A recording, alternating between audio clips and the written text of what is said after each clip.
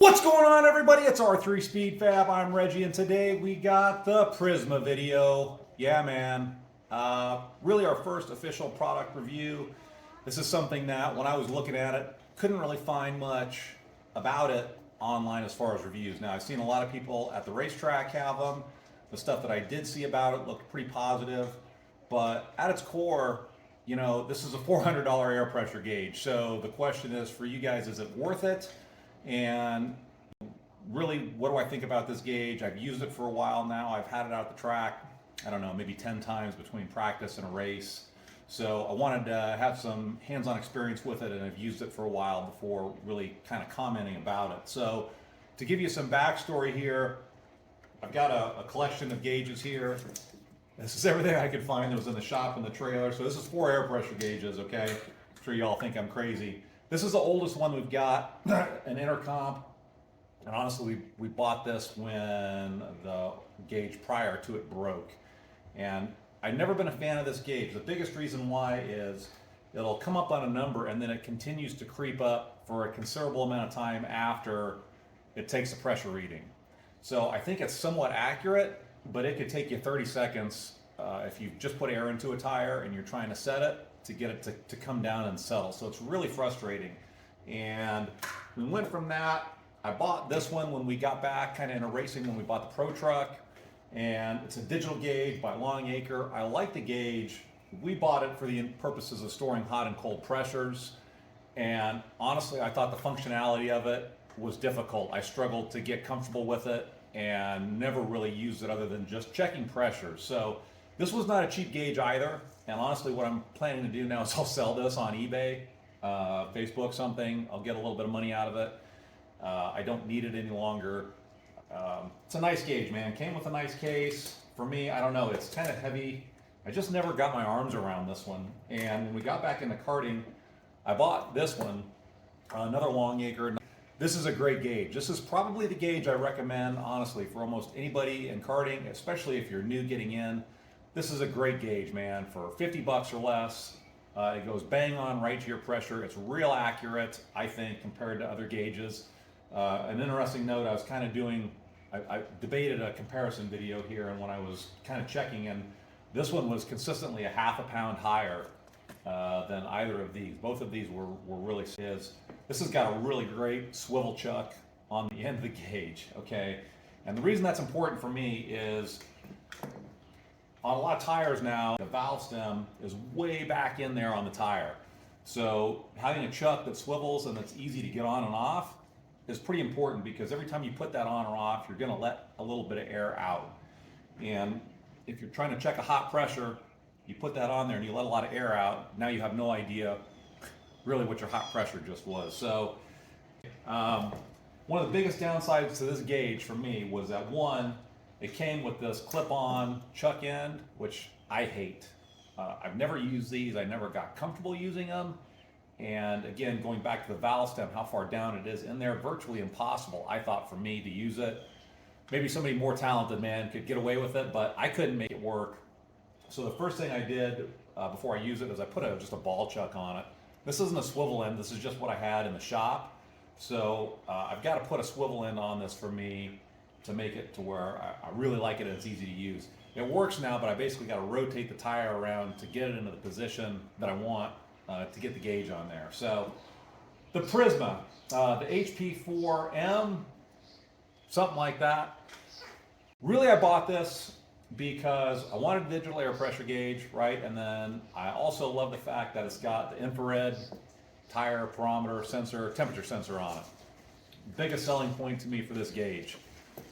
Knowing tire temperatures, both hot and cold, is almost as relevant as knowing pressures hot and cold. Also, I check the track temp. You could check a brake rotor temp. You could check an engine head temp, right? There's a lot of things you might be checking over the course of the weekend. If you're collecting data, if you're testing, if you're trying to learn more things. So this has really became 2 tools in one.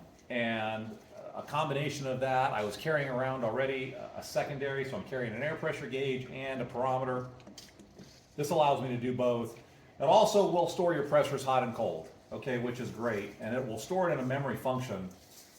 So So you can see right there we're on 01, and then it goes 2, 3, 4. You can set this in any direction or order that you normally check your tires, which I think is super helpful if you're going to use this to log all your pressure and information. It'll store a bunch of memories, tracks, sessions in here.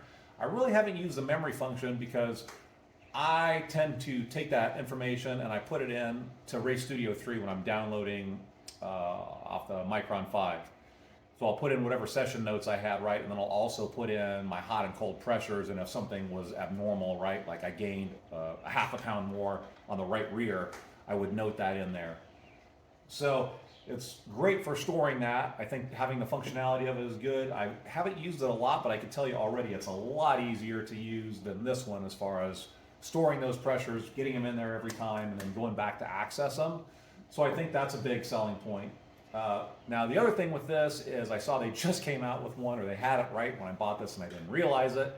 They have one of these that's got a stopwatch. So I think there's a lot of value, again, having that.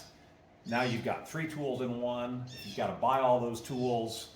You know, $50 for a good air pressure gauge, probably $50 for a good barometer, and I don't know, $20 for a good stopwatch. Right now, certainly you could spend more or less on any of those, but let's call it $120 versus, you know, $400. Is it worth it? Boy, I don't know, man. I think if you're going to invest in this gauge, there's got to be a lot of other things right going on with your program. Your driving better be lined out, right? You better have a really good handle on your chassis. You better have some spare parts. You better have track time allocated. Those are where you're always going to find your most gains, is track time, practice, seat time, repetition. Now, there's 2 reasons I'd say, you know, you might want to buy it. One, you're really trying to work on chassis. You have an understanding of how the chassis is handling, or you're trying to learn an understanding of what's happening, right? You're constantly logging your pressures, hot and cold, right? You're doing that every session. You're recording that. You're really tracking it. You want detailed information. You want accuracy and repeatability. Combined with the barometer, you can just toggle over here. If you switch mode, it goes down to a little thing over there. So right now it's shooting out at something. It's probably just reading the air. It's at 66. Put my hand in front of it. It jumps up to 85. Man, it's super handy, super fast. It's really a functional tool, man. Anything that does more than one job, for me, I'm all about that. So, you know, again, you toggle back to your mode. Now you're back over on air pressure. Pretty simple gauge to use. It's got a menu here: read memory, delete data, set the device. It's got the time and date up there. It's got the outside ambient air temperature on it.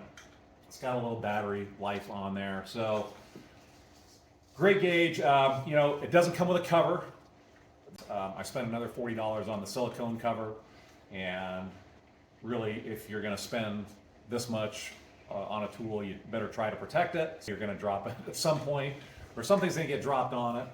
So you bought a cover, now you got a little bit more on top of that, and then, man, it didn't come with a case, which I was kind of bummed about. As a side note, I paid for this out of my own pocket, right? I'm not sponsored by Prisma or anything.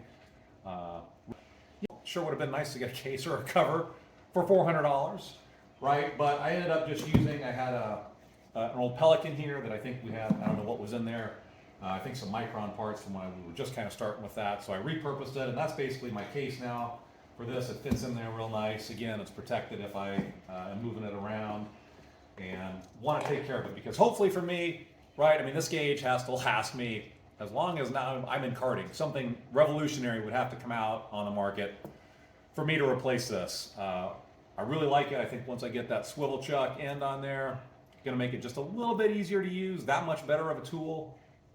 And at the end of the day, you know, that's what it's all about. We try to invest in quality tools to get the best information we can to make, you know, hopefully the best decisions on the racetrack to lead to success. So should you buy it? Again, the Prisma HP4M, great tool, dual functionality with the digital air pressure gauge, a lot of accuracy, a lot of repeatability, infrared barometer, ability to store your pressures hot and cold, ability to set them in order so you don't have to manually enter that every time. Awesome tool. You're going to spend over $400 to get it. If you're new getting in, again, I'll go back to it.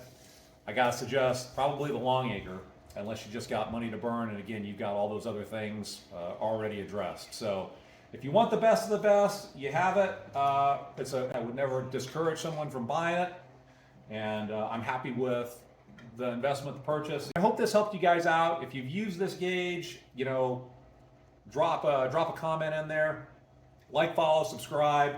If anybody's interested, I mean, I'd be happy to do a comparison video, you know, actually between the four. Appreciate you guys watching. Hope it's helpful. Bottom line, you got to get a good air pressure gauge. It's super important to everything that you're going to do on the racetrack. You got to know what that information is. Pretty much every time you go out on the track, you should be resetting those pressures every time you go out on the track.